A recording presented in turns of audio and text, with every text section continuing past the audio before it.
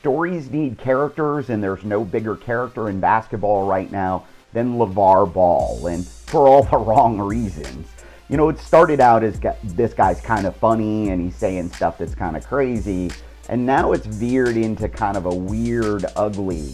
So what does it mean for Lonzo Ball? Well, the truth of the matter is, when you talk to NBA teams, and I've talked to a number of people involved in all of the top 5 picks, none of them seem to have a problem with LeVar Ball. I mean, they understand he could be a distraction, but they all see that once Lonzo gets drafted, they get control of the Lonzo relationship, and they can fence in LeVar Ball and maybe ultimately penalize Lonzo if LeVar gets out of line and doesn't stay within the company program.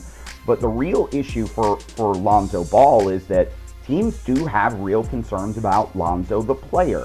As good as Lonzo is defensively, as good as he is as an unselfish, team-first passer, makes those around him better, there's not a lot of game film of Lonzo Ball running the pick and roll. And the staple of the NBA offense all around the league is pick and roll. You've got to be able to run it. And just running the pick and roll isn't always enough. You've got to have good timing. And it's one of the reasons we hear players talked about all the time being a good pick and roll player. It's not that you can run off the pick and find the player rolling to the basket. It's that you've got the knack, the timing, and the comfort of playing that way. And we see pick and rolls coming from all different parts of the basketball court.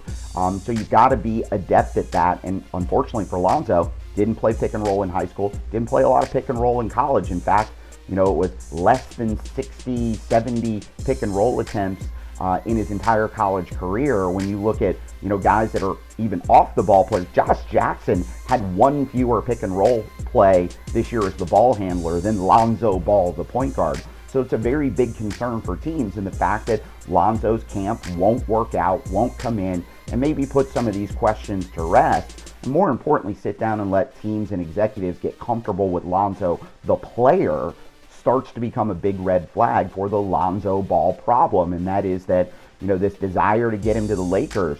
What happens if he doesn't go to the Lakers? Could Lonzo Ball have a rough night on draft night? Look, he's a super skilled player, and there's all kinds of things about him that makes him the second overall talent in this draft. But if you try to play the political game, you could find yourself sitting in the green room a whole lot longer than you want to.